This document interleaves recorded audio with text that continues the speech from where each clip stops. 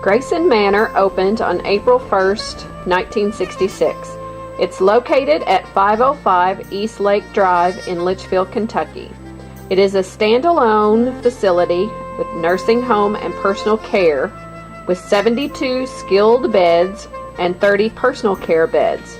This nonprofit organization offers speech, physical and occupational therapy, transportation and social services, housekeeping and laundry, a complete kitchen and meal service, and religious services and activities daily.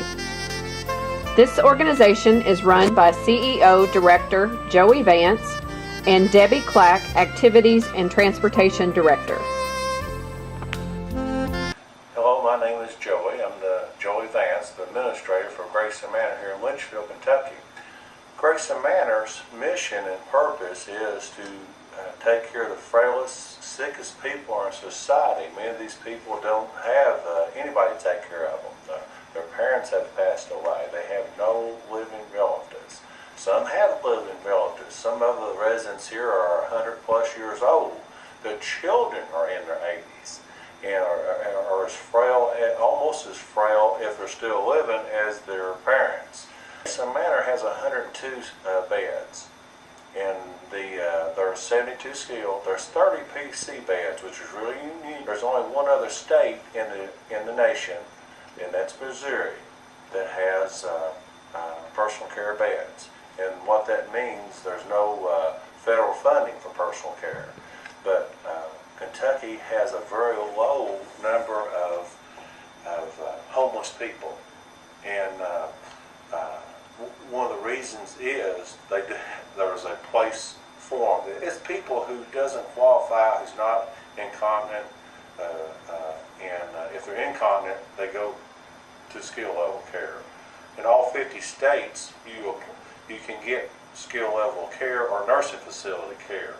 Personal care is where people really can't keep up with their medications or be homeless. They would be homeless, and it doesn't pay very much. It's about $37 a day. That's all you get to feed these people 3 meals a day, activities, and do all these things for them, laundry and everything. Grayson Manor does not belong to a chain and is locally owned and operated by the board. Grayson Manor is a nonprofit. It is a standalone facility. Only about 5% of 17,000 nursing homes in the nation, only about 5% are completely nonprofit, standalone. 95% is either belongs to a chain or managed by a chain.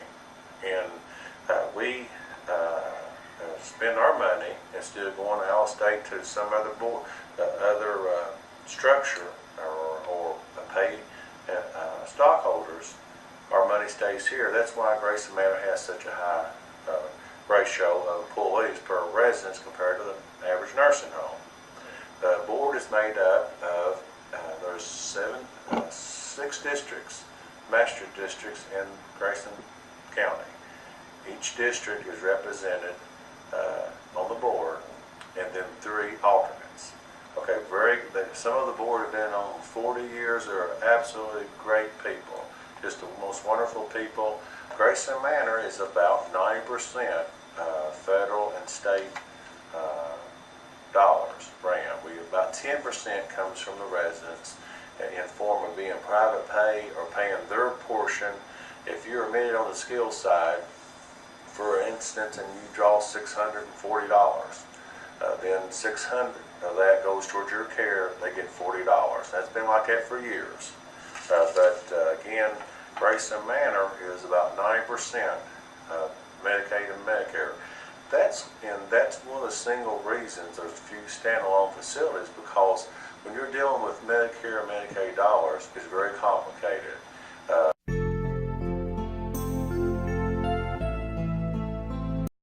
Our population in Grayson Manor is, when you look at the RUG scores, which is what we refer to as far as their assessments and diagnoses, is generally quite a bit above the national and state average, because we don't discriminate based on cost. And a lot of your homes won't take somebody that's really sick a lot of times because their medications and things like that are so high. Grayson Manor offers residents a wide variety of activities. My name is Debbie Clack. I'm the Activity and Transportation Director here at Grayson Manor. I've been here 15 years. Started out as a nurse aide, a receptionist, then moved to activities and then transportation, and then stayed with both. And we take people on medical runs. We also take people to visit their families, or if there is a death, we take them to the funeral home or wherever we have to go with them. That's part of our transportation. Then in the summer, we take them fishing. We have gone to the detention center to fish. We've gone to the city park to fish. We've gone out to a pay lake to fish. So that's part of our transportation as well. And when the summer gets here, then we do a lot more outdoor activities.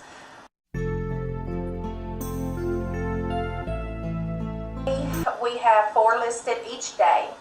We try to do one-on-ones in the morning. That's go into the room, sit down, talk to them, see if there's anything they need or they want, anything that we can do for them. We also do the weights, so while we're weighing them, we get to talk to them about their families and everything as well.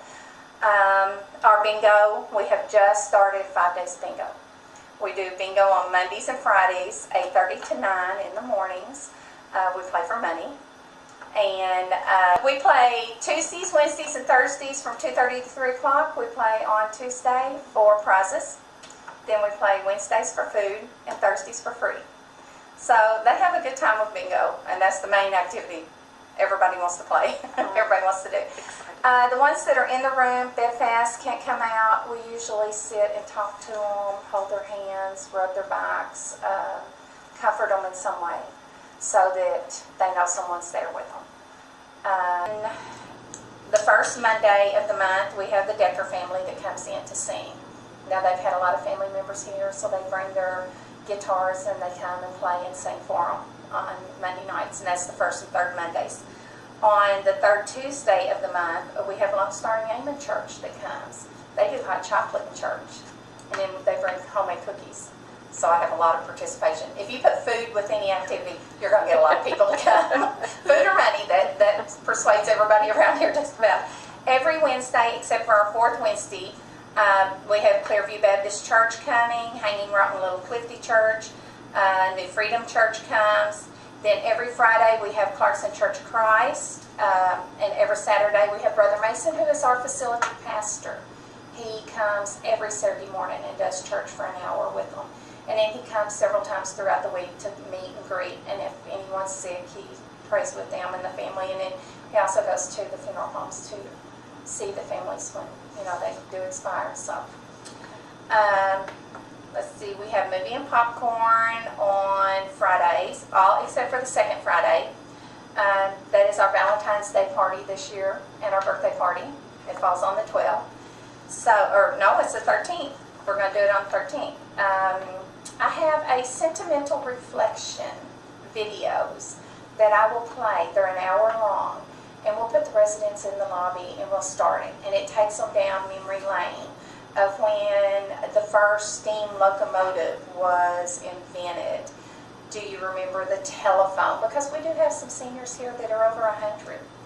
I'm 25. All right, pan around the room. Driveways are still so packed. Kids go back to school.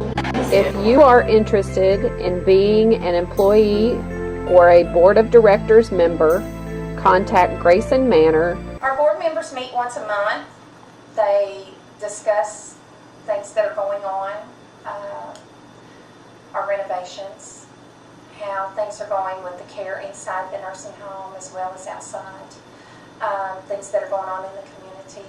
Maybe they could get us involved with someone, or they have someone they want to recommend to come here. Our board members meet with us as well. They'll come in just out of the blue, walk down the halls, meet and greet people. If you didn't know they were a board member, you wouldn't know who they were, but they are, and some of them want to be anonymous, so they can feel free to ask questions and see how people react. We have 7 board members. They runs GraysonManor. Okay. I don't really think you have to be anyone in particular. if you're interested in being a board member, I think you just have to meet with the board members and follow the criteria that they have, or answer their questions and things that they've got for you. Okay. Then you go through the due process of being put in place. Okay. You do have background checks done on people when you fill out your applications.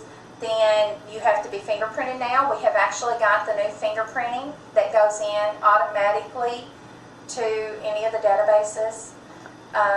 Then they will do a thorough background check through the mail, as well as your fingerprints. Then you go through a drug test, and all that will show up whenever, if you've got anything against you. Anyone with a felony cannot work here, because we do take care of the frailest people in society today.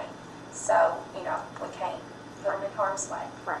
Grayson Manor renovations will add 37 new beds in their new wing. Completion date is June 2015.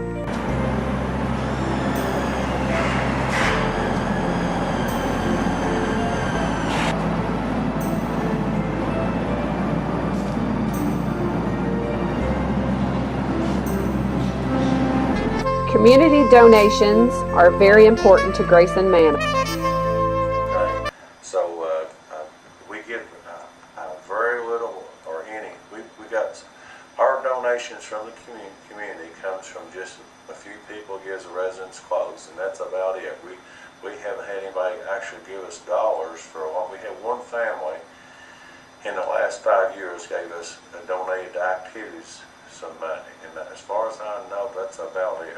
Volunteers are needed to help Grayson Manor continue to be successful. Volunteering. Nursing homes are really challenged for volunteering. I'm trying to set up a volunteer program through the community.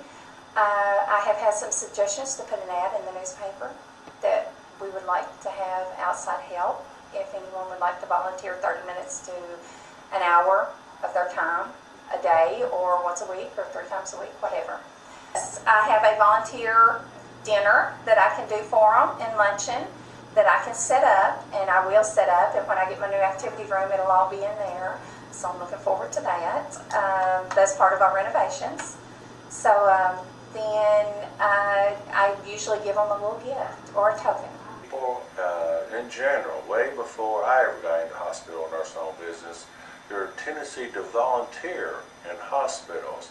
It's hard to get volunteers for a nursing facility, but what we're going to try and do, we're going to make a mandatory meeting for all responsible parties on personal care.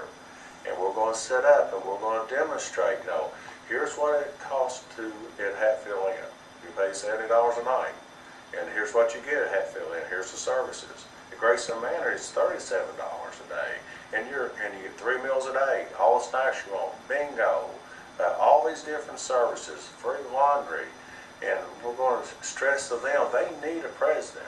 They need a vice president. They need a secretary and treasurer in the volunteering. We're going to have that first initial meeting, but we expect them to take it over. We expect them to run the volunteer program.